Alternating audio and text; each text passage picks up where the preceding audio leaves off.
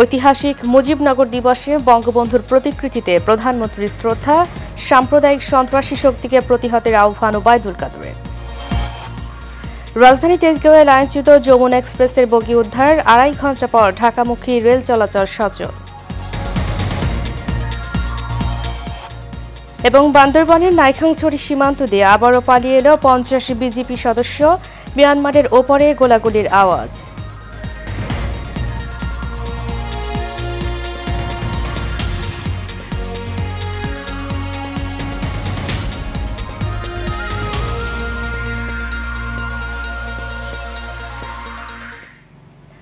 স্বাগত এশিয়ান নিউজে, আপনাদের সাথে আছি আমি উর্মি আক্তার। এতক্ষণ শুনছিলেন বিআরবি কেবল রাসিস লিমিটেড সংবাদ শিরোনাম।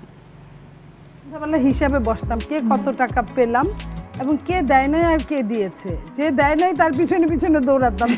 সারা দিন সালাম করে হতো 100-200 টাকা পাইতাম। উঠে পরিবারকে নিয়ে একটা মরুভূমির মধ্যে চলে যায়, ওখানে একটা দুম্বা কিনে এটা খেটে খাইয়া ফেললো, খেয়ে চলে আসলো। জেলখানায় নতুন খাবার, ভালো খাবার দিতে, একটু ভালো খাবারের জন্য সবাই অপেক্ষা থাকতে। Smart lady. শামসুন্নাহার হলের মেয়েরা সবাই খুশি। আমাদের হলের যে লজিং মাস্টার সে রাষ্ট্রপতি হয়ে গেছে। কাদের ভাই হিসেবে যত না পরিচিত, কাউয়া হিসেবে তার চেয়ে বেশি পরিচিত। উনি তো নামই বলে দিল। এবারে বিস্তারিত।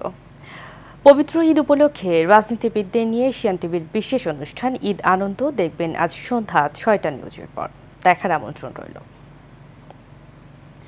ঐতিহাসিক মুজিবনগর দিবস আজ। দিবসটি উপলক্ষে ধানমন্ডি ৩২ নম্বরে জাতির পিতা বঙ্গবন্ধু শেখ মুজিবুর রহমানের প্রতিকৃতিতে শ্রদ্ধা জানিয়েছেন প্রধানমন্ত্রী শেখ হাসিনা। পরে সিনিয়র নেতাদের সাথে নিয়ে আওয়ামী লীগের পক্ষ থেকে শ্রদ্ধা জানান দলের সভাপতি শেখ হাসিনা। পরে সাধারণ সম্পাদক ওবায়দুল কাদের বলেন, বিজয়কে সুসংহত করার পথে অন্তরায় বিএনপির মতো সাম্প্রদায়িক সন্ত্রাসী অপশক্তিকে প্রতিহত করতে হবে। বিস্তারিত নূর মোহাম্মদ ভুইয়ার রিপোর্টে। আজ ঐতিহাসিক মুজিবনগর দিবস। ১৯৭১ সালের এই দিনে কুষ্টিয়া জেলার মেহেরপুরে স্বাধীন সার্বভৌম বাংলাদেশের প্রথম সরকার আনুষ্ঠানিকভাবে শপথ গ্রহণ করে। দিবসটি উপলক্ষে ধানমন্ডি ৩২ নম্বরে জাতির পিতার প্রতিকৃতিতে পুষ্পস্তবক অর্পণ করে শ্রদ্ধা নিবেদন করেন প্রধানমন্ত্রী শেখ হাসিনা। পুষ্পস্তবক অর্পণের পর প্রধানমন্ত্রী শেখ হাসিনা স্বাধীনতার স্থপতি বঙ্গবন্ধুর স্মৃতির প্রতি গভীর শ্রদ্ধা জানিয়ে কিছুক্ষণ নীরবে দাঁড়িয়ে থাকেন।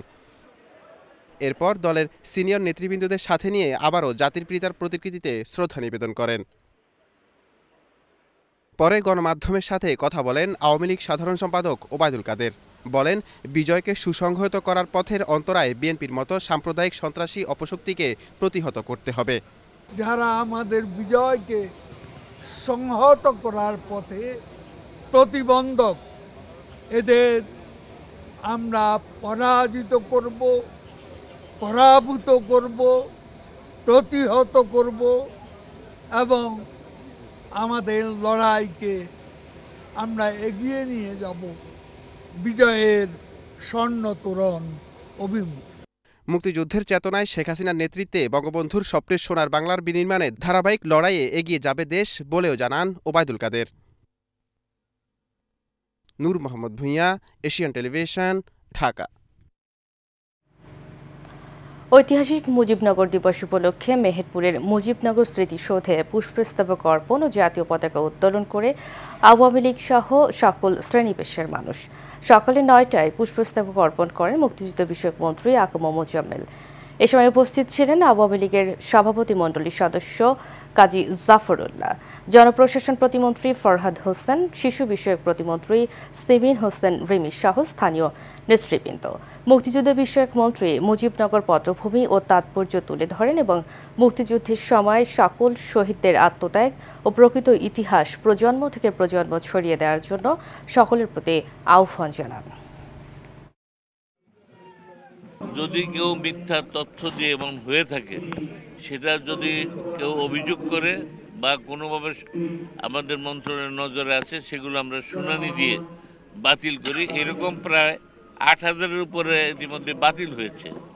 কাজেই এরকম কোনো সুযোগ নেই। তারপরেও ভুল তথ্য দিয়ে এই বর্তমান যুগে তো প্রতারণা করা আরও সহজ। ঢাকার দেশগাঁওয়ে লাইনচ্যুত যমুনা এক্সপ্রেস ট্রেনের বগি উদ্ধার করা হয়েছে।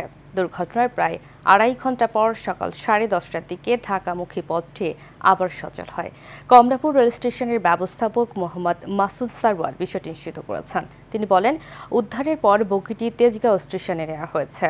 সকাল 8টার পর কারওয়ান বাজার মাছের বাজারের কাছে লাইনচ্যুত হয় যমুনা এক্সপ্রেস ট্রেনের ইঞ্জিনের পেছনের বগিটি লাইনচ্যুত হয় বলে জানান কমলাপুর রেলওয়ে থানার পরিদর্শক ফেরদৌস আহমেদ বিশ্বাস। দুর্ঘটনার পর থেকে ঢাকামুখী অন্যান্য ট্রেন চলাচল বন্ধ হয়ে যায়। ট্রেনটি জামালপুর থেকে ঢাকায় আসছিল।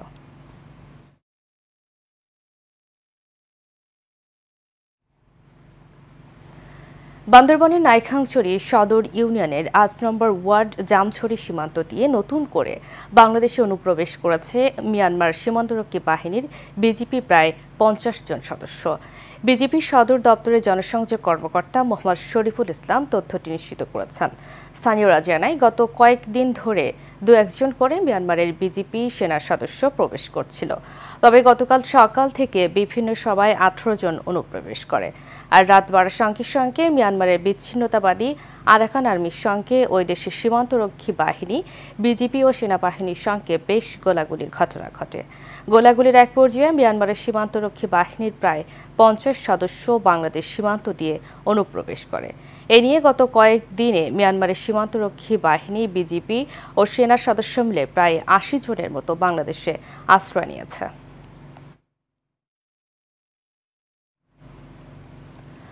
দেশের 5 বিভাগের কোথাও কোথাও বিক্ষিপ্তভাবে শিলাবৃষ্টি হতে পারে বলে জানিয়েছে আবহাওয়া অধিদপ্তর। আজ সন্ধ্যা 6টা পর্যন্ত আবহাওয়ার পূর্বাভাসে এই তথ্য জানানো হয়েছে। এতে বলা হয়, ঢাকা, ময়মনসিংহ, রংপুর, চট্টগ্রাম এবং সিলেট বিভাগের 2-1 জায়গায় অস্থায়ীভাবে দমকা অথবা ঝড়ো হাওয়া সহ বৃষ্টি অথবা বজ্রসহ বৃষ্টি হতে পারে। সেই সঙ্গে কোথাও কোথাও বিক্ষিপ্তভাবে শিলাবৃষ্টি হতে পারে। এছাড়া দেশের অন্যত্র অস্থায়ীভাবে আংশিক মেঘলা আকাশ সহ আবহাওয়া প্রধানত শুষ্ক থাকতে পারে। চুয়াডাঙ্গা ও বাগেরহাট জেলাসমূহের উপর দিয়ে তীব্র তাপপ্রবাহ এবং রাজশাহী, ঢাকা, বরিশাল, চট্টগ্রাম, সিলেট ও খুলনা বিভাগের অবশিষ্ট অংশের উপর দিয়ে মৃদু থেকে মাঝারি ধরনের তাপপ্রবাহ বয়ে যাচ্ছে এবং তা কিছু জায়গা হতে প্রশমিত হতে পারে।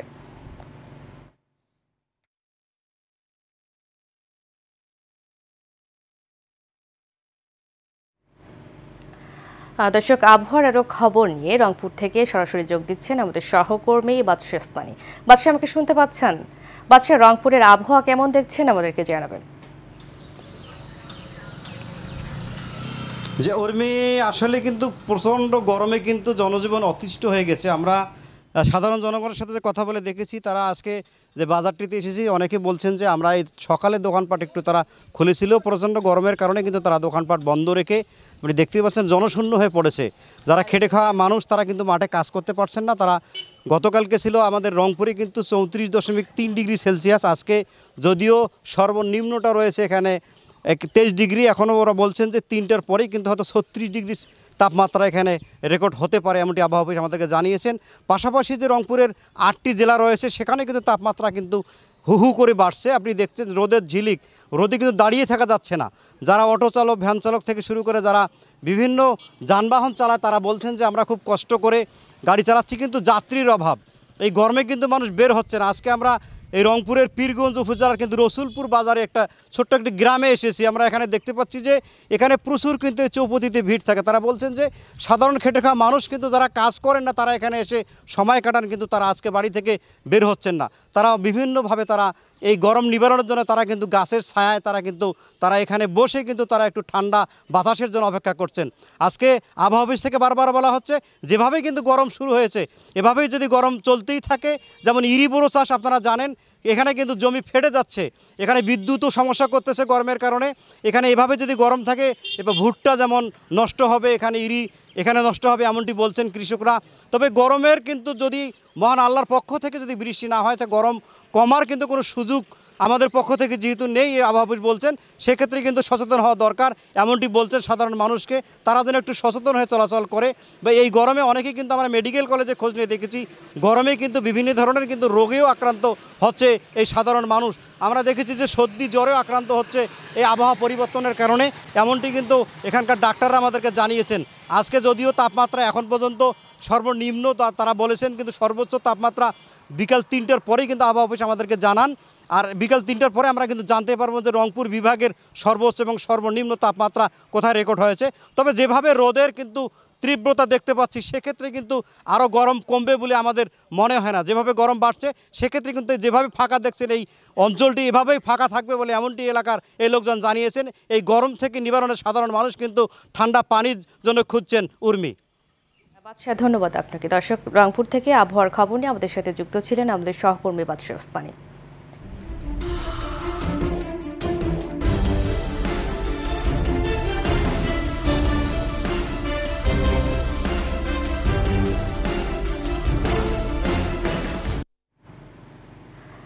নাটোরে প্রতিপক্ষের চাপাতির আঘাতে শিহাব হোসেন শিশির নামে একজন নিহত হয়েছে। এ সময় হাসু মিয়া নামে একজন আহত হয়েছেন। পুলিশ সুপার তারিকুল ইসলাম জানান, ঠিকাদারির টাকা ভাগাভাগি নিয়ে বিরোধের জেরে উভয় পক্ষের মধ্যে পাল্টা হামলা হলে ঘটনাস্থলেই শিশির গুরুতর আহত হয়।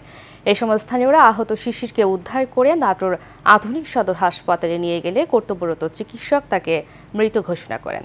এই ঘটনায় যুবলীগ নেতা হাসু এবং পৌর কাউন্সিলর রকুনুজ্জামান হিরোকে আটক করেছে পুলিশ।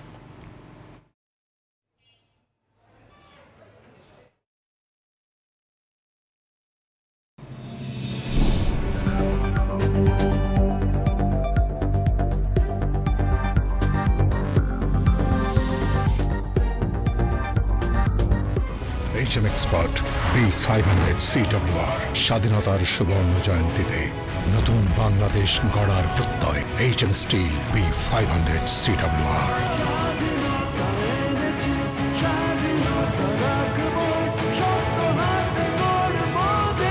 HM Steel।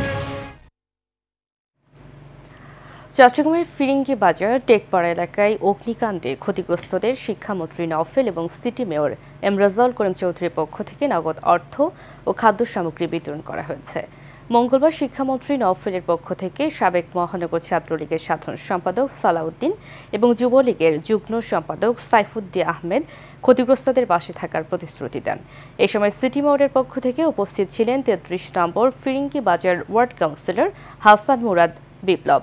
এছাড়া আরও উপস্থিত ছিলেন 34 নম্বর পাথরঘাটা ওয়ার্ড কাউন্সিলর পুলক খাস্তগির ও সংরক্ষিত মহিলা কাউন্সিলর বেবি দোফার সহ অনেকে।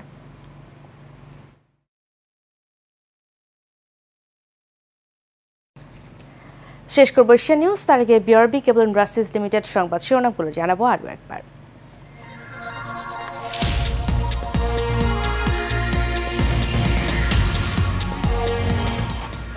ঐতিহাসিক মুজিবনগর দিবসে বঙ্গবন্ধুর প্রতিকৃতিতে প্রধানমন্ত্রীর শ্রদ্ধা। সাম্প্রদায়িক সন্ত্রাসী শক্তিকে প্রতিহতের আহ্বান ওবায়দুল কাদেরের। রাজধানীর তেজগাঁওয়ে লাইনচ্যুত যমুনা এক্সপ্রেসের বগি উদ্ধার, 2.5 ঘণ্টা পর ঢাকামুখী রেল চলাচল সচল।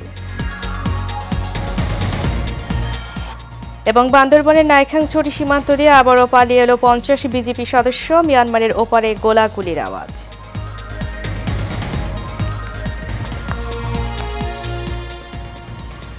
এশিয়া নিউজ এ পর্যন্তই। পরবর্তী সংবাদ দেখার আমন্ত্রণ জানিয়ে শেষ করছি। ধন্যবাদ সবাইকে।